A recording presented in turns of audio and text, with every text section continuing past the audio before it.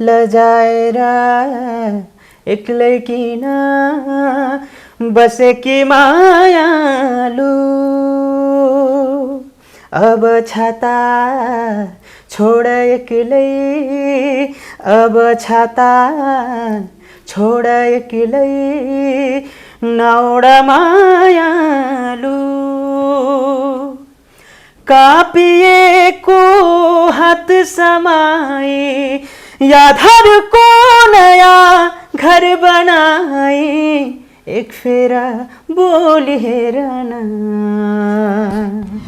Knockout पछिको समय हुन त म धेरै दुखी हुनुपर्ने हो, तर श्रोताहरूको माया यति मजाले पाएको छु कि त्यो दुःख महसुस हुनै दिएको छैन क्या मलाई। स्ट्यान्ड इन कोचको रूपमा चाहिँ राजेश पायल राई दाइ चाहिँ राजेश पायल राई सर त्यहाँ आउँदाखेरि चाहिँ छुट्टै एउटा जोस पनि आएको थियो क्या। किनभने दिप सर हुनुहुन्न, दिप सरको ठाउँमा राजेश सर हुनुहुन्छ भनेर भन्दाखेरि चाहिँ 100% दिएको भान भयो क्या मलाई अनि धर्मेन्द्रलाई दिनुभएको यो सुनौलो मौका लाई हामी एकदम अवसर, आफ्नो एकदम महत्त्वपूर्ण अवसर मानेर हामी लिएका छौँ। हजुरलाई धेरै धेरै धन्यवाद राजेश पायल राई सरलाई। 3 चुलाको त्यसरी अब धेरै गहन तरिकाले मैले बुझेको थिइनँ, तर राजेश पायल राई सरले जस्तो पाराले भन्नुभयो नि, रवि हावा हो भने म पानी हो, धर्मेन्द्र आगो हो, कति बेला हराए कति बेला मन पराए याद रहेन मलाई थाहै भएन। खेलकुद गर्ने समयमा मलाई बाबाले स्टेज चढाउनु भएको थियो, त्यो मलाई चाहिँ अहिले पनि याद छ होइन। सायद उहाँले त्यो स्टेज मलाई नचढाउनु भएको आज म यो स्टेजमा आइपुग्दिनँ थिएँ, यो मञ्चमा। मेरो मालिक तिमी कहीँ छौ भने त्यो कोमल चञ्चल मन देऊ। प्रमोद दाइलाई अहिले सम्झिनु पर्यो भने कसरी सम्झिनुहुन्छ? एकदम प्रमोद सरलाई मैले यहाँबाट सम्झिनु पर्यो भने सुख दुःख बिसाउने साझा चौतारी visalchautari.com। सुख दुःख बिसाउने साझा चौतारी विशाल चौतारी टिभी हेरेर बसिरहनु भएको सम्पूर्ण दर्शकमा स्वागत गर्न चाहन्छु। म विशाल उपस्थित भइसकेको छु। तपाईँहरूले टाइटल सँगै हाइलाइट हेरेर पनि धेरै कुरा बुझिसक्नु भएको छ विशाल चौतारी टिभीको पर्दामासी को हुनुहुन्छ भनेर। सो केही दिन अगाडि मात्रै भोइस अफ नेपाल सिजन 3 को नकआउट राउन्डबाट चाहिँ बाहिरिनु भयो टिम प्रमोद माझी हुनुहुन्थ्यो। सो उहाँसँग हामी आज सुख दुःखका कुराहरू गर्नेछौँ, उहाँको साङ्गीतिक यात्राको बारेमा कुरा गर्नेछौँ। भोइस अफ नेपालको यात्रा त छँदैछ। सो कुराकानी के कस्तो हुन्छ तपाईँहरूले प्रतिक्रिया दिन पनि नबिर्सिनु होला। सँगै विशाल चौतारी टिभीलाई अहिलेसम्म सब्सक्राइब गर्नुभएको छैन भनेदेखि सब्सक्राइब गर्न पनि नबिर्सिनु होला। सो यति भन्दै विकी परियारजीसँग विशाल चौतारी टिभीमा हामी कुराकानी गर्नेछौँ। विकीजीलाई विशाल चौतारी टिभीमा स्वागत छ। नमस्ते। हजुरलाई धेरै धेरै धन्यवाद। अनि विशाल चौतारी हेरेर बस्नुभएका सम्पूर्ण दर्शक महानुभावहरूलाई पनि मेरोबाट हार्दिक हार्दिक नमन। वा ओके, पछिल्लो समय कसरी टाइमहरू बितिरहेछ तपाईँको? पछिल्लो भन्नाले अब यो नकआउट पछिको एकदम नकआउट पछिको समय हुन त म धेरै दुखी हुनुपर्ने हो खासमा है त्यो भोइसको फर्मेट र अब भोइसबाट बाहिरिएको अवस्थामा, तर श्रोताहरूको माया यति मजाले पाएको छु कि त्यो दुःख महसुस हुनै दिएको छैन क्या मलाई। एकदमै खुसी छु किनभने तपाईँले एकदम राम्रो गाएर तपाईँ निस्किनु भएको छ। निर्धक्क भएर बस्नुहोस्, तपाईँ यहाँबाट हारेर जानुभएको छैन, लाखौँ नेपालीहरूको करोडौँ नेपालीहरूको मन जितेर जानुभएको छ भन्नुभएको छ। एकदम खुसी छु म यसको लागि। साह्रै मिठो बोल्नु पनि हुँदो रहेछ। अलिअलि प्रयास गर्छु। ओके, अब हुन्छ नि अलिकति हामी सर्टकट रूपमा हामी कुराहरू गर्नेछौँ भोइसको यात्राको बारेमा। नकआउट डेलाई अलिकति सम्झौँ न विकीजीको। अब एकपल्ट चाहिँ मुखबाट त्यही निस्किन्छ है। नकआउट चाहिँ अब एकदम अहिलेसम्मको अब मेरो उयसमै अब मैले हुन त अब प्रतियोगिता प्रतिस्पर्धाहरू धेरै गर्दै आएको होइन। सबैभन्दा अब बेस्ट अब कम्पिटिसन यहाँ भयो मेरो लागि अहिलेसम्मको है।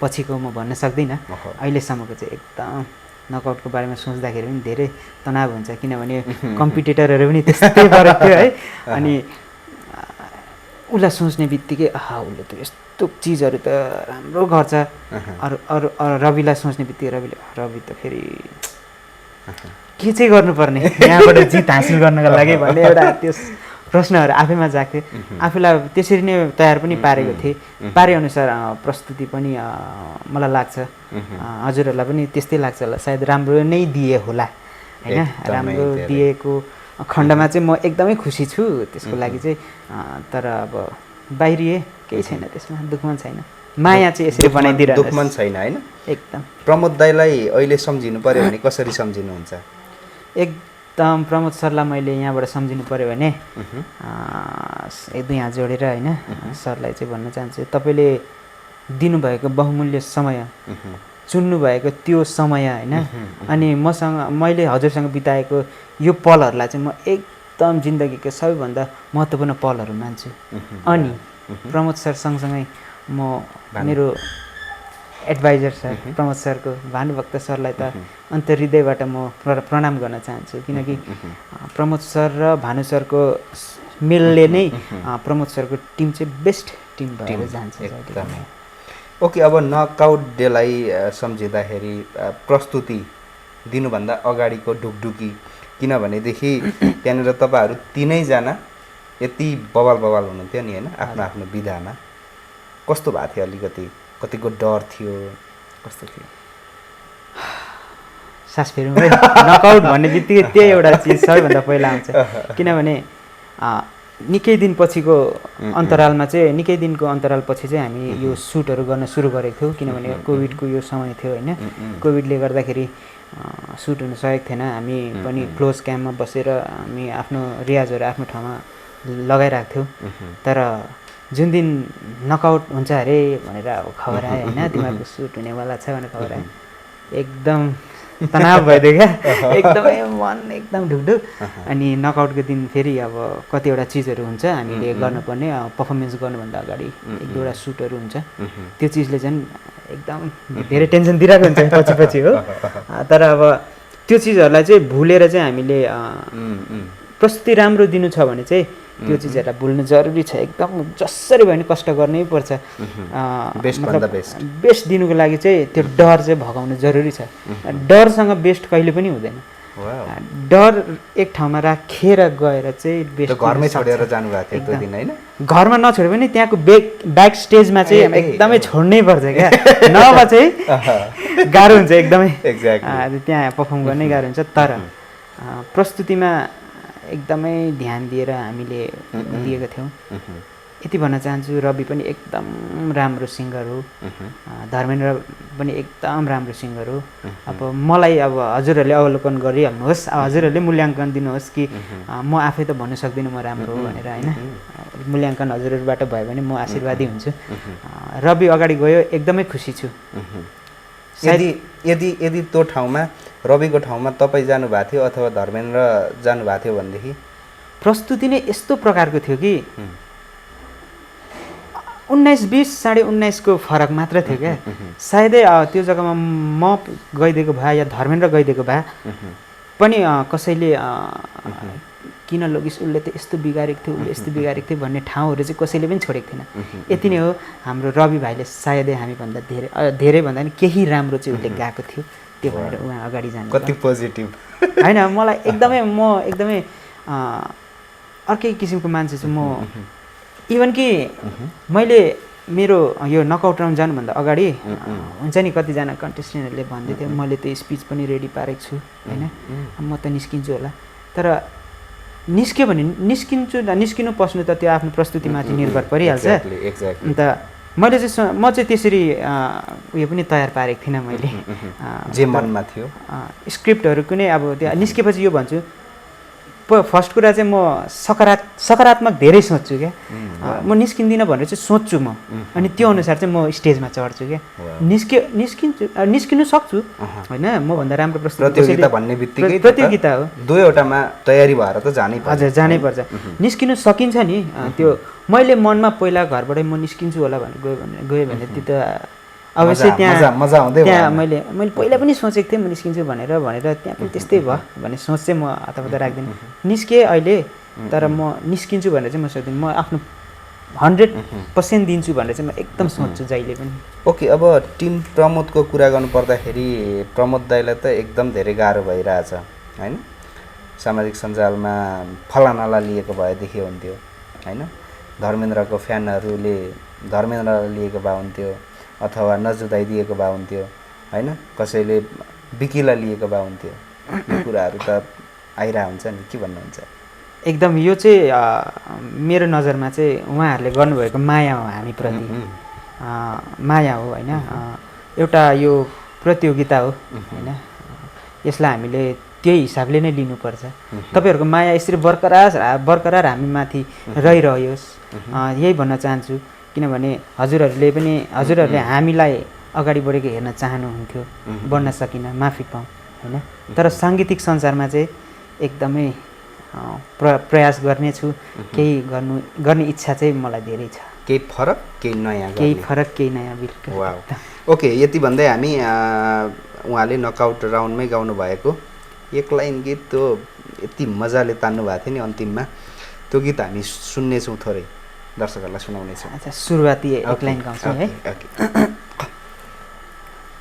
सयौं जुनी भन्दा बरु मलाई मेरै बालापन देऊ मेरो मालिक तिमी कहीँ छौ भने त्यो कोमल चञ्चल मन देऊ सयौं जुनी धन्यवाद एकदम मिठो सुनिरहँ जस्तो कि तपाईको हुन्छ नि त्यो रियालिटी शोमा सुनिराखेको लाइभ सुन्दाखेरि पनि अझ मजा हैन सो अब तपाईहरुको प्रस्तुति सकिसकेपछि हैन महागुरु कोच दीप श्रेष्ठ दाइको चाहिँ स्थानमा चाहिँ स्ट्यान्ड इन कोचको रूपमा चाहिँ राजेश पायल राई दाइ चाहिँ जानुभएको थियो तपाईहरुलाई गीत गाउने अवसर पनि हैन राजेश पायल राई एकाडेमीबाट चाहिँ प्रदान गर्दै हुनुहुन्छ त्यति बेला दाइले एउटा मिठो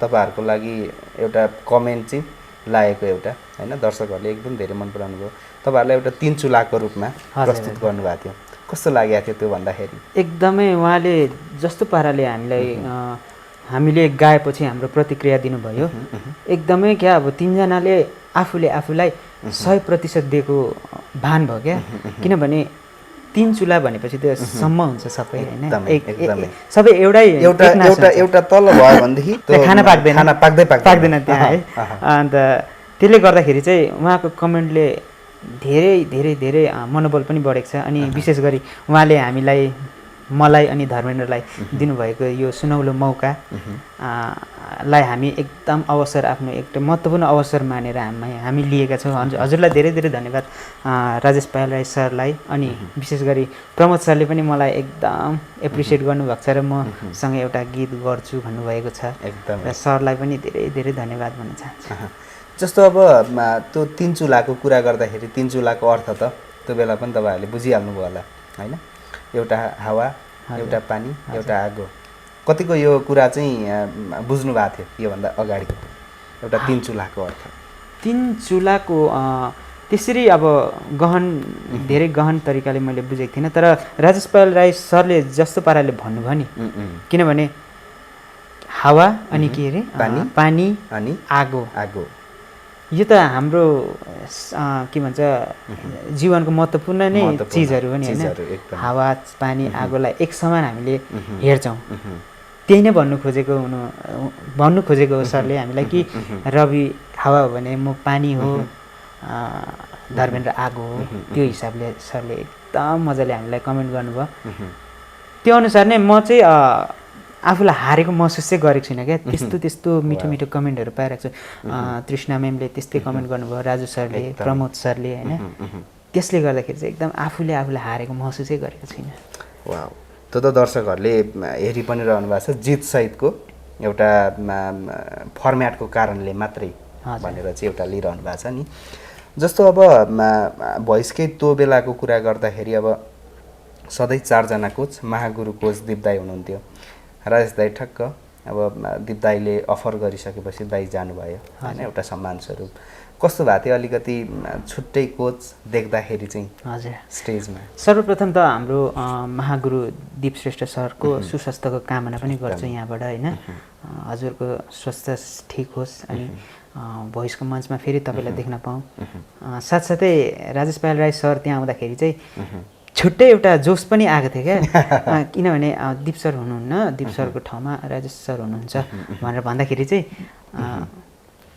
मतलब अब कोही नयाँ हुनुहुन्छ र केही हामीले पनि केही गर्नुपर्छ निराश बनाएर यहाँबाट पठाउनु हुन्न भन्ने हाम्रो प्रस्तुतिले हामीले उहाँलाई खुसी बनाएर पठाउनुपर्छ भन्ने एउटा हामी साथीहरू बिच कुराकानी पनि भएको थियो त्यस्तै पाराको प्रस्तुति पनि भयो होइन अनि एकदम खुसी छु यो विषयको लागि चाहिँ ओके अब हामी भोइसको तपाईँको अलिकति थोरै ब्याटलको थोरै ब्लाइन्ड अडिसनको थोरै अलिकति मेमोरी याद गरौँ न कस्तो भएको थियो ब्याटल पनि मेरो त एकदम तगडै थियो एकदम हाम्रो के भन्छ असीम साथीसँग मेरो परेको थियो अनि असीम साथी पनि त्यस्तै गाउने होइन असीम साथीले पनि 3वटा चेयर चाहिँ टर्न गर्नुभएको मैले पनि 3वटा चेयर टर्न गरेको होइन अन्त दुईजना बराबरीको प्रतिस्पर्धा थियो अन्त अब केही कारणवश म अगाडि पुगेँ एक राउन्ड अगाडि नकआउटसम्म पुग्न गएँ तर असीम पनि एकदम राम्रो सिङ्गर हो उहाँको डेडिकेसनदेखि लिएर म उहाँसँग फेसबुकमा पनि छु हामी वाट्सएपमा पनि बात गरिरहन्छौँ एकअर्कालाई हामी एप्रिसिएट पनि गरिरहन्छौँ होइन असीमले चाहिँ राम्रो राम्रो गीतहरू गाएर उयो गरिरहेको हुन्छ अन्त उसको पोटेन्सियल देख्छु क्या राम्रो छौ पनि उसको पनि भविष्य एकदम उज्जवल होस् भनेर म यहाँबाट कामना गर्न चाहन्छु अनि के भन्छ ब्लाइन्ड चाहिँ भोइसको स्टेजमा हुने पहिलोचोटि तपाईँहरूलाई देखेको त्यही ठाउँ होइन भोइसको स्टेजमा चाहिँ अब कस्तो हुन्छ के हुन्छ भन्ने केही थाहा नहुँदाखेरि चाहिँ ब्लाइन्ड राउन्ड हुन्छ त्यही पनि चारैजना कोचेसहरू पछाडि उता फर्किनु भएको हुन्छ उहाँको चेयरलाई यस्तो फर्काउन सक्छ कि सक्दिनँ भन्ने ढुकढुकीसँगै आफूले प्रस्तुति दिनुपर्छ अन्त त्यो प्रस्तुति दिँदा फेरि आफूलाई के लाग्दो रहेछ भने फर्किनु हुन्छ कि हुन्न तर फेरि एक प्रकारको जोस पनि आउँदो रहेछ भित्रबाट फर्काउँछु भन्ने एक प्रकारको त्यो सङ्कल्प पनि बस्दो रहेछ क्या अनि त्यही भएर राम्रो प्रस्तुति दिने इच्छाहरू मलाई चाहिँ त्यति बेला जागेको थियो अनि सौभाग्यवश प्रमोद सर फर्किनु भयो दीप सर तृष्णा म्याम अनि प्रमोद सरको शरण लिएँ मैले होइन हुन त मेरो लागि चारैजना सामान्य हुनुहुन्छ तर शरण मैले प्रमोद सरको लिएँ एकदम खुसी छु त्यो विषयमा ओके हामी त्यसमध्ये ब्याटल र ब्लाइन्डको एउटा गीत जुनको भए पनि हामी थोरै सुन्छौँ कुराहरू ठिक छ म ब्लाइन्डको गीत गाउँछु नि है हाम्रो अति नै प्रिय दादा लेखु सहयात्री दाइको हो यो गीत है अनि उहाँलाई स्वीकार तिमीसँग भेटिरहँदा तिमीसँग बोलिरहँदा तिमीलाई हेरिरहँदा यी आँखाले छोइरहँदा कति बेला हराए कति बेला मन पराए कति बेला हराए कति बेला मन पराए याद रहेन मलाई थाहै भएन धन्यवाद सम्पूर्ण श्रोताहरूको निम्ति एकदम मिठो गाउनुहुन्छ कि बोल्दा अलिकति घाँटी कस्तो भएछ ओके अब हामी तपाईँको चाहिँ समग्र भोइसको जर्नीलाई भन्नुपर्दाखेरि चाहिँ कस्तो रह्यो भन्नुहुन्छ भोइसको जर्नीलाई मैले भन्नुपर्दाखेरि एकदम सुखद अनि मैले कल्पना पनि गर्न नसकेको चिजहरू मैले यहाँ पाएको छु सायदै यो भोइसको स्टेज नभएको भए सायदै आज म हजुर समक्ष पनि यहाँ आउने थिइनँ होइन अनि मलाई मन पराउने मलाई माया गर्नुहुने मनहरूलाई पनि म यहाँ हजुरसँग बसेर सम्बोधन गर्नु पनि पाउने थिइनँ होला होइन भोइसले चाहिँ एकदम धेरै कुरा दिएको छ मलाई सर्वप्रथम त भोइसले मलाई सम्मान दिएको छ नाम दिनुभएको छ पहिचान दिनुभएको छ अनि प्रस्तुति र आफूलाई कसरी प्रेजेन्ट गर्नुपर्ने त्यस विषय एकदम जानकारी दिनुभएको छ। यस्तो राम्रो राम्रो कोचेसहरू दिनुभएको छ होइन। अन्त आफूलाई गाइड गर्नुहुने कोचेसहरूले कस्तो के गर्दाखेरि होइन सबै कुरा मान्छेले पहिलाबाट सिकेर आएको हुँदैन नि, भोग्नुपर्छ अन्त सिकिन्छ नि। त्यो भोगाइ चाहिँ यहाँ एकदम सुखद रहेको छ मेरो। अलिकति अरू प्रतिस्पर्धीहरूभन्दा जे होस् तपाईँ स्ट्रङ पनि देखियो होइन। तिनीहरू साथी नकआउटमा आउट हुँदाखेरि धर्मेन्द्रजी रुनुभयो, तपाईँको आँसु त त्यस्तो खसेन। हजुर, म चाहिँ अब हजुरहरूको माया हो मलाई स्ट्रङ देख्नु भएकोमा है। किनभने म चाहिँ आँसु धेरै चुहाउन अलिक रुचाउँदिनँ कि त्यो दुःख मलाई यहाँ लागिरहेको हुन्छ होइन। तर यहाँ लागेको त्यो दुःखले मलाई अगाडि बढ्ने प्रेरणा पनि दिन्छ। अन्त त्यही भएर चाहिँ म आँसुको धारा बाहिर निकालेर पखालिन चाहदिनँ क्या। म यहाँ राख्छु, यहाँबाट त्यो चिजले गर्दाखेरि म अगाडि लिएर जान चाहन्छु मेरो साङ्गीतिक यात्रालाई। Wow, okay. अब तपाईँको ठ्याक्कै इन्डियामा सिक्किम होइन, मेरो डुवर्स। हजुर, ओके। डुवर्सको उर्वर भूमिबाट यति राम्रो साङ्गीतिक होइन एउटा व्यक्तित्व चाहिँ जन्मिएको ठाउँ ठ्याक्कै कुन ठाउँ हो? मेरो चाहिँ डुवर्सको अति नै प्यारो सानो चट्ट चिटिक्क तर प्यारो गाउँ चिलाउने चियाबारीबाट हो म। ए वाउ, चियाबारी एकदमै राम्रो छ। हजुर, अनि त्यहाँको मौसमदेखि लिएर त्यहाँको वातावरण, मानिस, सम्पूर्ण डुवर्सको र सम्पूर्ण भारतमा बस्ने नेपाली जनमानिसहरू नै मेरो लागि अति नै प्रिय छ। Wow, okay. अब त्यो उर्वर भूमिमा तपाईँको बाल्यकाल चाहिँ कसरी बित्यो? बाल्यकाल भन्दाखेरि बाल्यकाल त सबैको एउटै हुन्छ है, परिवारसँग खेलकुद। तर मैले मेरो बाबाको मेरो आमाको पनि सङ्गीतप्रतिको रुचि हो एकदमै। उहाँहरू पनि सङ्गीतप्रति रुचि हुनुहुन्छ होइन। अन्त आमाले पनि गीत गाउनुहुन्छ, बाबाले पनि गाउनु नै हुन्छ। बाबा मम्मीको नाम? मेरो बाबाको नाम अशोक परियार, आमाको नाम चाहिँ कविता परियार। अनि उहाँहरू पनि दुईजना एकदम सङ्गीतप्रति धेरै रुचि राख्ने हुनुहुन्छ। प्लस साङ्गीतिक साहित्यिक नाम रहेछ मम्मी बाबाको पनि। हजुर, प्लस मेरो भाइ जो मेरो भाइ विपेन परियार छ ऊ पनि एकदमै राम्रो गाउनुहुन्छ। अनि परिवारै गाउनुहुन्छ होइन। अनि कम्पोजिसनहरू पनि राम्रो गर्नुहुन्छ उहाँले पनि। अनि यहाँबाट उहाँहरूलाई पनि सम्झिन चाहन्छु, मिस गरिराख्छु सबैजनालाई है।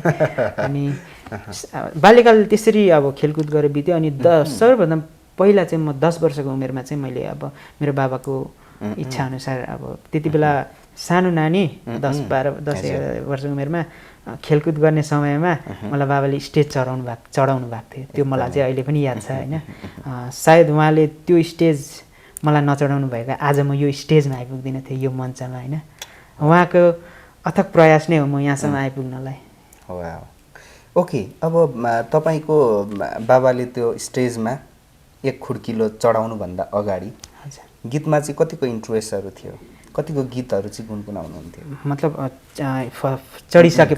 चढिसक्नुभन्दा अगाडिको टाइममा चाहिँ? मतलब मेरो 10 सालको उमेरदेखि अगाडि होइन। बाबाले चाहिँ भन्नुहुन्थ्यो क्या, अब त्यो त्यति बेला कुरा धेरै त याद रहँदैन। हजुर, धमिला यादहरू चाहिँ कस्तो छ भन्दाखेरि बाबाले गीत नगाए चाहिँ म नसुत्ने अरे क्या। बाबाले सानैदेखि बाबाको दुई वा 3वटा गीतहरू नसुनी चाहिँ म सुत्दिनँ थिएँ अरे। अन्त बाबा ड्युटी जानुहुन्थ्यो, अन्त प्रतीक्षामा हुन्थेँ अरे म क्या। मैले उहाँले गीत गायो भने मात्रै म सुत्ने, त्यस्तो किसिमको परिवेशले गर्दाखेरि त्यो बढ्दै भनिसकेपछि बाल्यकालमा पनि एउटा सङ्गीतको रस चाहिँ थियो। किनभने बाबा आमामै सङ्गीतको रस थियो, छोरामा अवश्य हुन्छै होला होइन। त्यसपछि तपाईँको किनभनेदेखि इन्डियाबाट जति पनि आउनुहुन्छ हुन्छ नि नेपाली साङ्गीतिक क्षेत्रमा एउटा राम्रोसँगले नेपाली सङ्गीत क्षेत्रलाई इँटा थप्ने काम गर्नुहुन्छ नि त्यो ठाउँबाट, किनकि त्यहाँनिर सङ्घर्ष तिनेर पनि गरेरै आइरहनु भएको हुन्छ नि त। त्यो भएको हिसाबमा त्यतै पनि गीतहरू पनि गाइन्थ्यो होला। हजुर, कस्तो थियो उहाँको परिवेश चाहिँ? कस्तो थियो भन्दाखेरि म्युजिक गर्ने परिवेश धेरै छ, किनभने उहाँ पनि नेपालीहरू हामी सँगै छौँ होइन। धेरै छौँ, परिवेश पनि हाम्रो लागि एकदम उचितै छ। त्यहाँ म्युजिक पनि गर्न सक्छौँ हामी। यहाँ आउनभन्दा अगाडि अब कार्यक्रमहरू गर्छौँ होइन अन्त नेपाली कतिवटा साङ्गीतिक कार्यक्रमहरू पनि एकदम गर्छौँ त्यसले गर्दाखेरि चाहिँ त्यो चिजहरूले गर्दा नै आज अब यो स्टेजसम्म आएर यसरी नेपाली गीतहरू गाउन पाइरहेको छु अनि त्यहाँको सङ्घर्ष त्यहाँको गरेको केही सङ्घर्षले नै यो स्टेजसम्म पुर्याउन सक्छ नि होइन एकदमै ओके अब जस्तो तपाईँको स्वर सुनिरहँदाखेरि त त्यहाँनिर दर्शकको मन पहिले नै जितिसक्नु भएको थियो जस्तो लाग्यो कि कस्तो थियो उहाँको परिवेशमा चाहिँ उहाँ मेरो डुवर्सको परिवेशमा हजुर मैले किनभने त्यो चाहिँ मलाई कसरी महसुस भयो भन्दाखेरि मैले यहाँ आउनुभन्दा अगाडि पनि अङ्ग्रेजी वर्ष 2019मा डुवर्स ट्यालेन्ट हन्ट भन्ने सो जितेको ए हो हजुर त्यही सालमै फेरि सिक्किमबाट उयो भएको स्टेट लेभलकै स्वर सरगम द भोइस अफ हिल्स भन्ने पनि कार्यक्रम त्यो सो पनि मैले जितेर आएको यहाँ त्यो जितेर आउनुको बदौलतै म यहाँ यो मञ्चमा आइपुग्न सकेको हो अनि त्यसरी अलिअलि किनभने सिडी चाहिँ छलाङ लाएर चढ्नु हुन्न अरे नि त होइन सिडी छलाङ लाएर चढ्यो भने लड्ने डर सम्भावना धेरै हुन्छ क्या अन्त सिडी जस्तो छ त्यो अनुसार एक स्टेप गर्दै चढ्नुपर्छ त्यो स्टेप बाई स्टेप चाहिँ म यहाँ आइपुगेको ओके अब जस्तो त्यो ठाउँमा एउटा हुन्छ नि विनर भइसकेको मान्छे विनर हुन नपाउँदाखेरि चाहिँ कस्तो हुँदो रहेछ होइन कति समय विनर हुन बानी भइसकेको हुन्छ नि त होइन बानी भन्दा पनि अब त्यो जग्गामा म विनर भए ठिकै छ अनि यहाँ विनर हुन सकिनँ त्यसमा मलाई अब खेद चाहिँ छैन किनभने जहाँ पनि जानु विनर हुनु नै ठुलो कुरा होइन सिक्नु ठुलो कुरा मलाई लाग्छ क्या सिक्नु चाहिँ यहाँ पनि मैले धेरै पाएको छु जति ममा थियो त्योभन्दा अझै कतिवटा थपिन सकेको छ क्या भोइस अफ नेपालको मञ्चले मलाई धेरै सिकाएको छ त जित्नु र सिक्नुमा फरक पर्छ ओके अब ठ्याक्कै तपाईँले यो भोइस अफ नेपालमा आउनुभन्दा अगाडि आफ्नो अफिसियल गीतहरू केही यसो हजुर निकाल्नु भएको थियो हजुर 2018मा चाहिँ मेरो अफिसियल एउटा म्युजिक भिडियो निस्केको थियो जसमा चाहिँ मेरो प्रिय दादा बेग बसन दादा र मेरो अनि एक दुईजना दादाहरूको अथक प्रयासमा चाहिँ हामीले यो गीत निकालेको थियौँ र हजुरहरूले पनि यहाँबाट भन्न चाहन्छु कि समय मिले माया गरिदिनुहोस् होला त्यो गीतलाई पनि एक टुक्का यसो गाएर दर्शकहरूलाई सर्च गर्नको लागि सजिलो बनाइदिनुहोस् हजुर म गाउँछु नि है ओके दुई कदम प्रेमको के हिँडेथे म चार कदम पछि सार्यौ तिमीले दुई कदम प्रेमको के हिँडेथे म चार कदम पछि सार्यौ तिमीले जाने जानी जानी जानी जानी जानी त्यो प्रेमको बाजीमा जानी जानी त्यो प्रेमको बाजीमा हराउनु समानै हरायो तिमीले एकदम मिठो रहेछ हजुर 2018 मै निस्किसकेको गीत थियो हजुर 2018 हुनुपर्छ हामीले हाम्रो अथक प्रयासमा निक्लेको अनि हेरिदिनु होला एकदमै राम्रो गीत छ मन परे लाइक कमेन्ट सेयर पनि सबै गरिदिनु होला है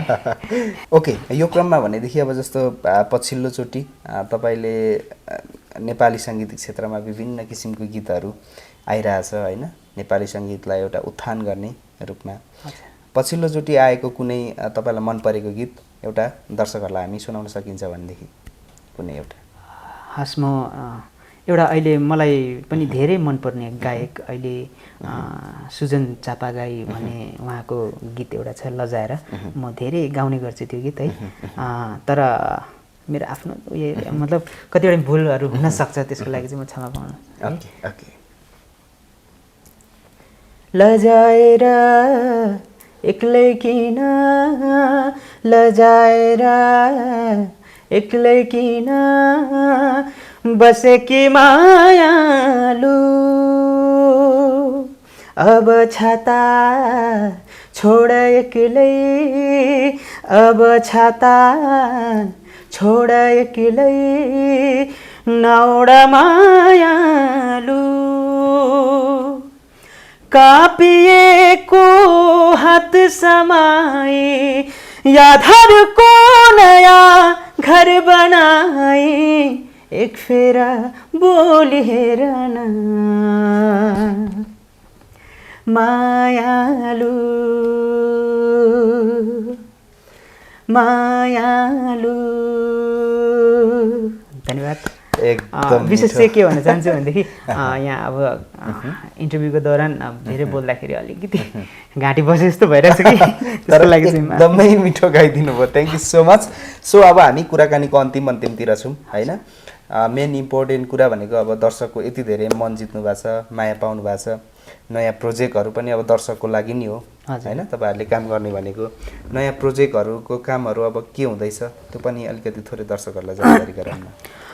मलाई पनि भोइसले दिएको जुन स्टेजले भोइसको यो मञ्चले दिएको जुन नाम छ, जुन अब मलाई माया छ, त्यो माया अनुसार मैले कतिपय गीतहरू पाएको छु है। अनि प्रमोद सरलाई धन्यवाद भन्न चाहन्छु। उहाँले पनि मलाई गीत दिनुभएको छ, गाउँछु सँगै गाउँछु भन्नुभएको छ। र राजपाल राई सर अनि उहाँहरूको आशीर्वादै भन्छु म यो चिजलाई होइन। अनि मलाई अस्ट्रेलियाबाट पनि टिका दाल सरले पनि धेरै सहयोग गर्छु भनेर भन्नुभएको छ। हामी मिलेर एकदमै काम गर्छौँ र अरू पनि अन्य धेरै छन् कि उहाँहरूले हामी अब नेपाली साङ्गीतिक यात्रामा हामी सँगै हिँड्नुपर्छ है, हामी काम गर्नुपर्छ है भनेर धेरै मलाई विश्वास र आश्वासन अनि माया पनि गरिरहनु भएको छ। त्यसको लागि एकदम ऋणी भइरहेको छु म सबैहरू समक्ष। अब दर्शकमा चाहिँ कहिलेतिर आइपुग्ला त तपाईँको पहिलो गीत? त्यो चाहिँ अहिले सार्वजनिक म कसरी गर्न सक्छु है। भर्खर मात्र हाम्रो बातचित हुन गइरहेको छ, तर सोसियल मिडिया मार्फत चाँडै ल्याउन सम्भावना पनि हुनसक्छ।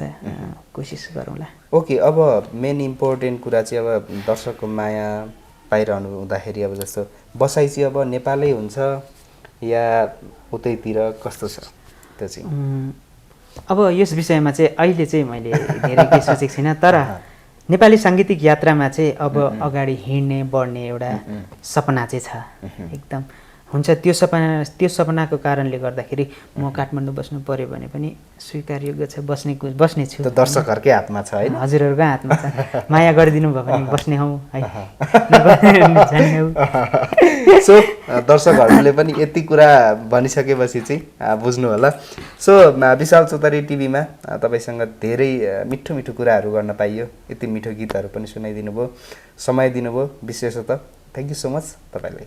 हजुरलाई पनि धेरै धन्यवाद। अनि यो इन्टरभ्यू हेरेर बस्नुहुने सम्पूर्णलाई मेरोबाट धेरै धेरै नमन। Okay, thank you so much. Thank you. सुख दुःख बिसाउने साझा चौतारी, विशालचौतारी.com।